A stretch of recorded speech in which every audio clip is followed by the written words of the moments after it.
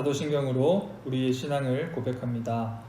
전능하사 천지를 만드신 하나님 아버지를 내가 믿사오며 그 외아들 우리 주 예수 그리스도를 믿사오니 이는 성령으로 잉태하사 동정녀 마리아에게 나시고 본디오 빌라도에게 고난을 받으사 십자가에 못 박혀 죽으시고 장사한 지 사흘 만에 죽은 자 가운데서 다시 살아나시며 하늘에 오르사 전능하신 하나님 우편에 앉아 계시다가 저리로서 산자와 죽은 자를 심판하러 오시리라.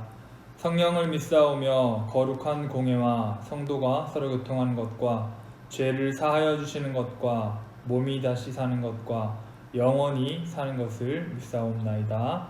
아멘. 찬송가 323장 다같이 찬양하겠습니다. 찬송가 323장 다같이 찬양하겠습니다.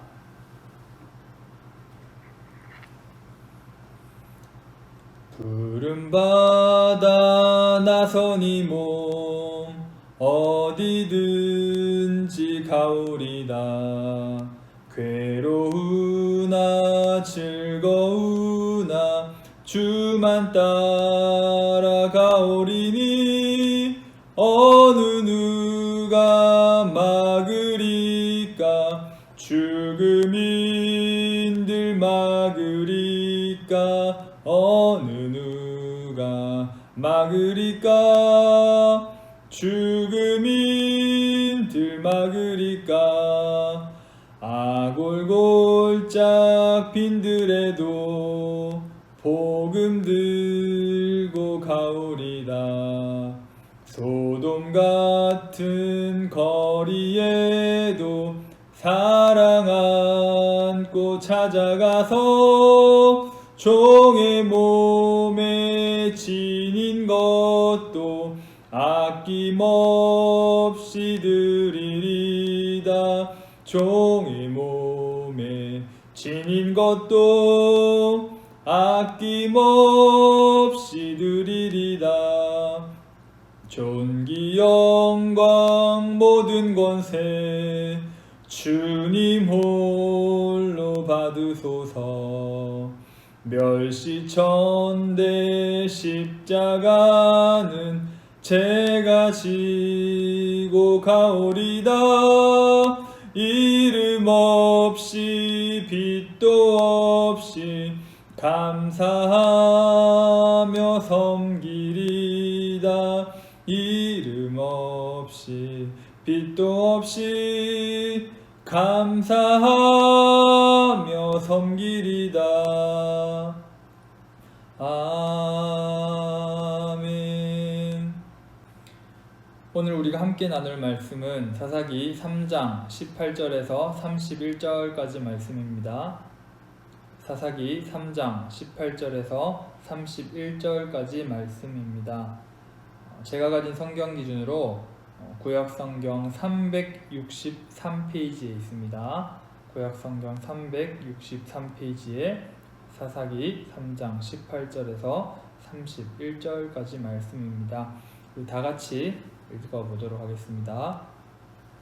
에훗이 곡물 바치기를 마친 후에 곡물을 메고 온 자들을 보내고 자기는 길갈 근처 돌 뜨는 곳에서부터 돌아와서 이르되 왕이여 내가 은밀한 일을 왕에게 아뢰려 하나이다 하니 왕이 명령하여 조용히 하라 하매 모셔 선자들이 다 물러간지라.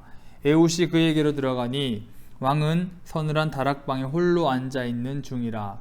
에훗이 이르되 내가 하나님의 명령을 받들어 왕에게 아뢰릴 일이 있나이다 하매 왕이 그의 좌석에서 일어나니 에훗이 왼손을 뻗쳐 그의 오른쪽 허벅지 위에서 칼을 빼어 왕의 몸을 찌르매 칼자루도 나를 따라 들어가서 그 끝이 등 뒤까지 나갔고 그가 칼을 그의 몸에서 빼내지 아니하였으므로 기름이 칼날에 엉겼더라. 에훗이 현관에 나와서 다락문들을 뒤에서 닫아 잠그니라. 에훗이 나간 후에 왕의 신하들이 들어와서 다락문들이 잠겼음을 보고 이르되 왕이 분명히 서늘한 방에서 그의 발을 가리우신다 하고 그들이 오래 기다려도 왕이 다락문들을 열지 아니하는지라. 열쇠를 가지고 열어본즉 그들의 군주가 이미 땅에 엎드러져 죽었더라. 그들이 기다리는 동안에 에웃이 피하여 돌 뜨는 곳을 지나 스이라로 도망하니라. 그가 이르러 에브라임 산지에서 나팔을 불매 이스라엘 자손이 산지에서 그를 따라 내려오니 에웃이 앞서가며 그들에게 이르되 나를 따르라. 여호와께서 너희의 원수인 모압을 너희의 손에 넘겨주셨느니라 하매 무리가 에웃을 따라 내려가 모압 맞은편 요단강 나루를 장악하여 한 사람도 건너지 못하게 하였고 그때에 모압 사람 약 10,000명을 죽였으니 모두 장사요 모두 용사라. 한 사람도 도망하지 못하였더라. 그날에 모압이 이스라엘 수하에 굴복하매 그 땅이 80년 동안 평온하였더라.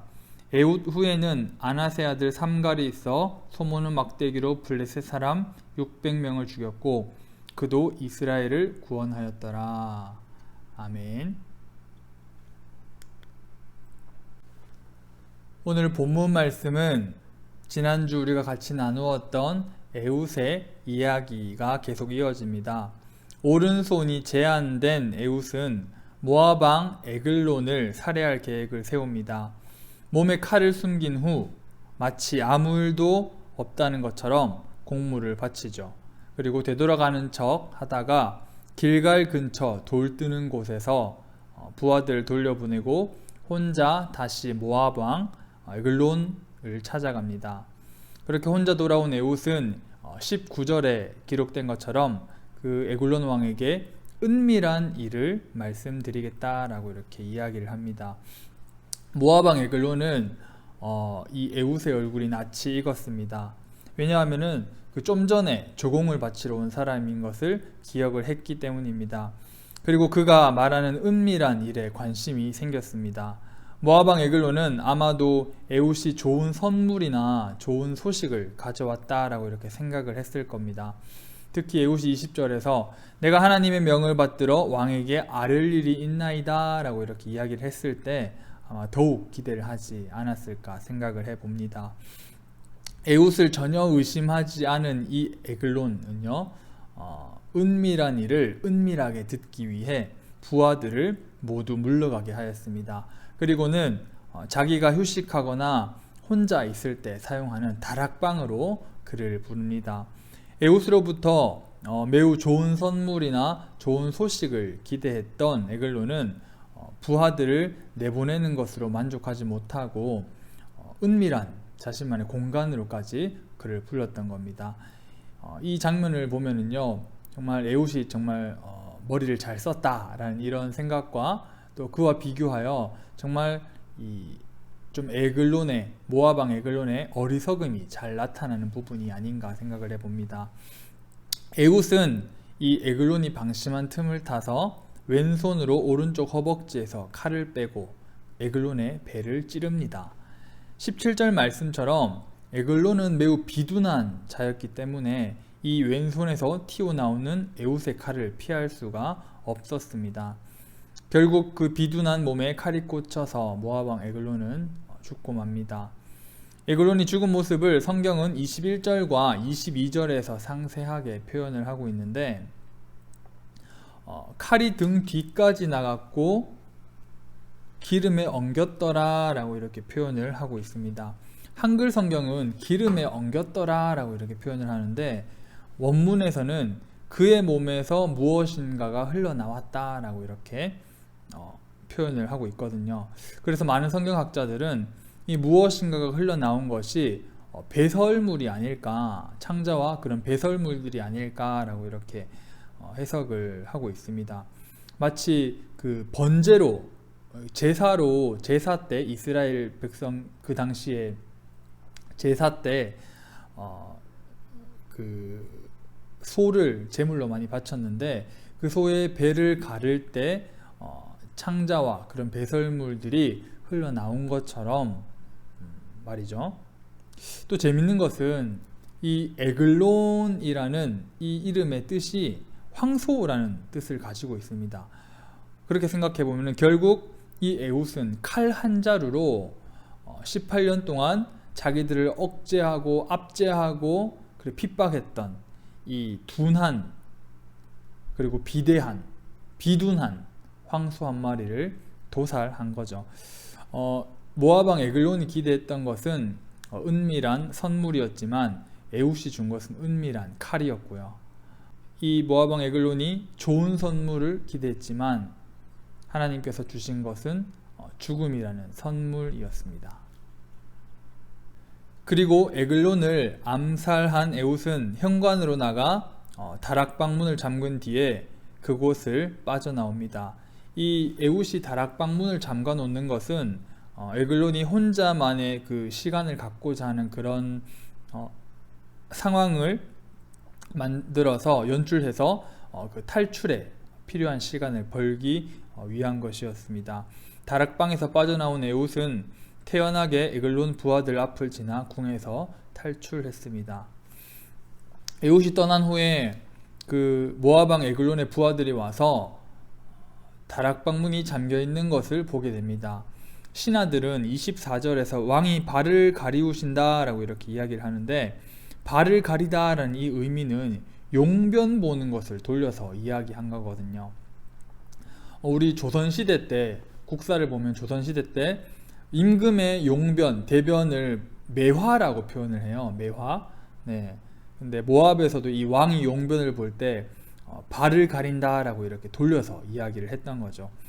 신하들이 이런 결론을 내린 데는 아까 그 에글론의 배에서 나온 배설물이 한몫을 하지 않았나 라고 이렇게 생각을 해봅니다. 우리 임금님 아까도 점심에 저녁인가 아무튼 식사를 많이 하시더니 참 배설물 냄새가 참 진동을 하는구나 라고 이렇게 생각을 했던 거죠. 근데 이게 아무리 변비가 심해도 너무 오래 걸리니까 신하들이 이상하게 생각해서 문을 열었는데 알고 보니까 그들의 왕은 이미 죽어서 바닥에 쓰러져 있었던 거죠. 에글론 왕의 욕심 많고 비둔한 모습, 그리고 죽을 때 이런 용변이 배설물이 나오고 기름이 엉켰다는 표현들, 그리고 빠르게 상황을 파악하지 못하고 조금은 멍청해 보이는 신하들의 모습을 이 사사기는 묘사하면서 통제하지 못하는 탐욕적인 인간의 모습과 바람방향을 알지 못하고 헤매는 인간들의 모습을 좀 잘 나타내고 있는 것 같습니다. 그리고 우리는 여기서 이런 장면들을 통하여서 에훗을 통하여 역사하신 하나님을 바라볼 수 있어야 합니다. 오른손이 제한된 그 에훗이 정말 인간의 관점으로 봤을 때는 너무나 약해 보이는 그 에훗이 정말 적국에 공물을 바치는 패배와 굴욕의 상징인 그 인물이 모압 왕 에글론을 한 칼에 무너뜨렸으니까 정말 하나님께서 택하신 그 사사는요, 정말 누구도 예상할 수 없는 선택이셨고 또한 누구도 상상할 수 없는 인물이었습니다. 그러므로 이스라엘은, 그리고 말씀을 읽는 우리들은 에훗이 아니라 그를 통해 역사하시는, 그리고 자기 백성을 구원하시는 하나님께 모든 영광을 돌려드려야 하는 것입니다. 그러는 사이에 도망칠 여유를 가진 에훗은 안전한 에브라임 산지에 이르러 나팔을 불었습니다. 여호와의 전쟁에 참여할 것을 호소하는 나팔 소리였습니다. 여호와께서 친히 대적 모압의 손에서 이스라엘을 구원하시기 위해 거룩한 전쟁을 선포하시는 진군 나팔 소리였습니다.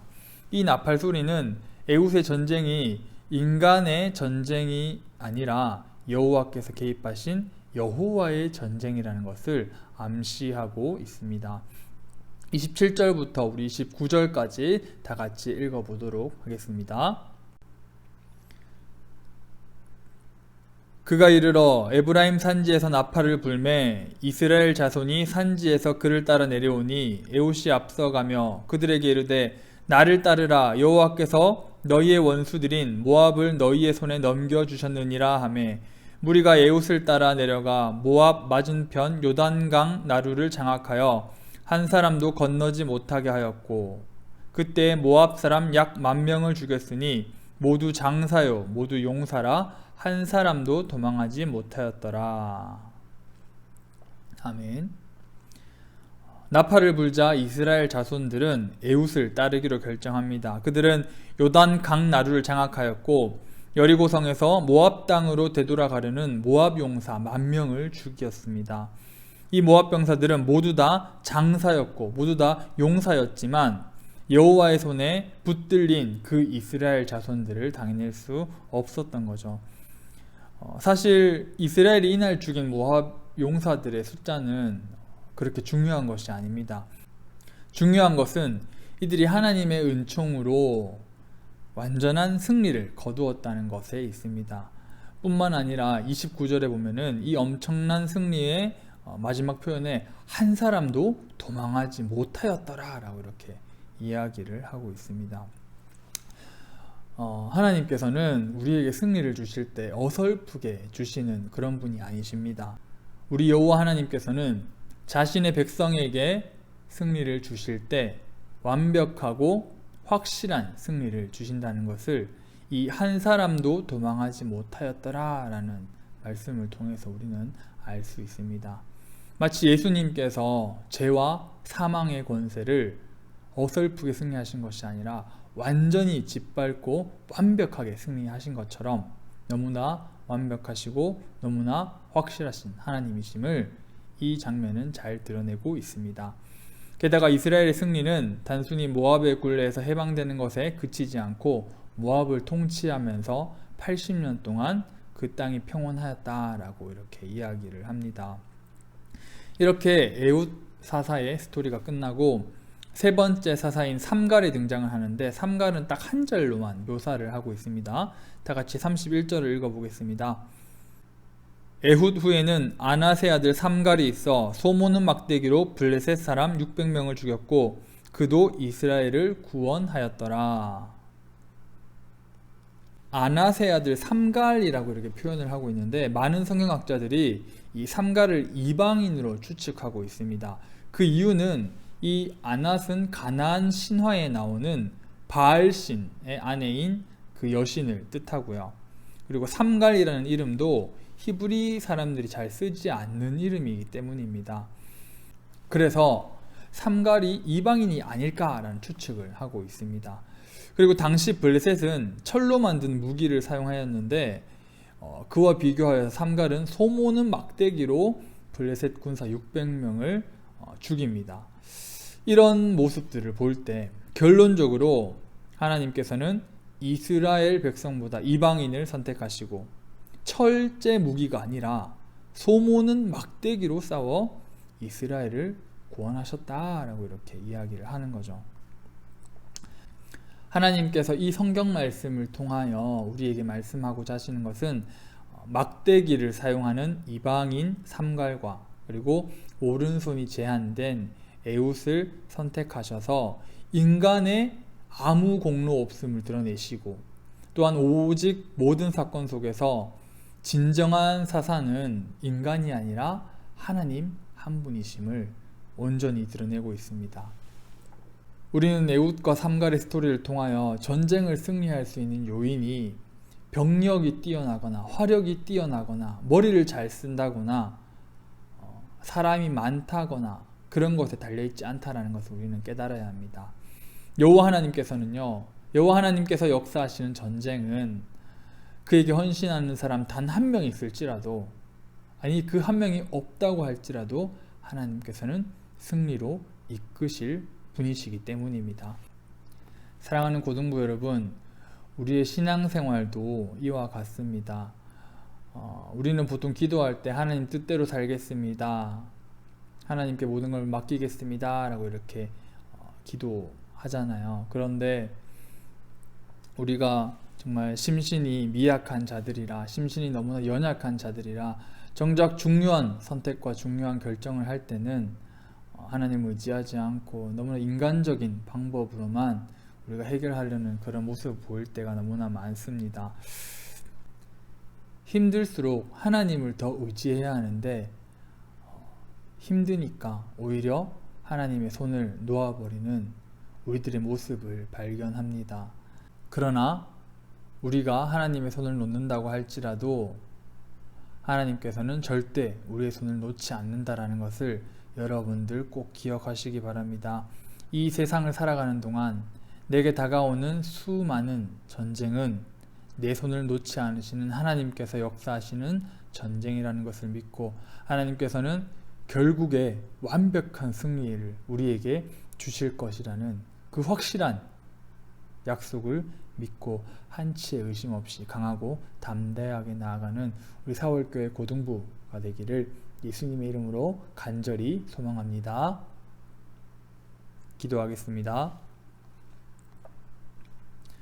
공의로우시고 신실하신 하나님 아버지, 오늘 에훗과 삼가를 통하여 모든 전쟁 속에서, 모든 사건 속에서 진정한 사사는 여호와 하나님 한 분밖에 없다는 것을 알게 되었습니다. 우리가 이 세상을 살아가면서 겪는 모든 전쟁 가운데서도 하나님께서 우리들의 유일한 사사이심을 고백하는 우리 사월교회 고등부가 되게 하시옵소서. 힘들다면서 하나님의 손을 놓아버린 적이 너무나 많았음을 고백합니다. 그러나 절대 우리의 손을 놓지 않으시는 하나님을 믿습니다. 그 하나님을 바라보며 안일한 삶이 아니라 더욱 하나님 보시기에 바른 방향으로 최선을 다하며 살아가는 우리 사월교회 고등부가 되게 하여 주시옵소서. 오늘의 모든 하루를 주님께 의탁합니다. 주님 뜻대로 사용하여 주시옵소서. 이 모든 말씀 예수님의 이름으로 기도드립니다. 아멘. 주기도문으로 예배 마치겠습니다. 하늘에 계신 우리 아버지여, 이름이 거룩히 여김을 받으시오며 나라의 임하옵시며 뜻이 하늘에서 이룬 것 같이 땅에서도 이루어지이다. 오늘날 우리에게 일용할 양식을 주옵시고 우리가 우리에게 죄 지은 자를 사하여 준 것 같이 우리 죄를 사하여 주옵시고 우리를 시험에 들게 하지 마옵시고 다만 악에서 구하옵소서. 대개 나라와 권세와 영광의 아버지께 영원히 있사옵나이다. 아멘.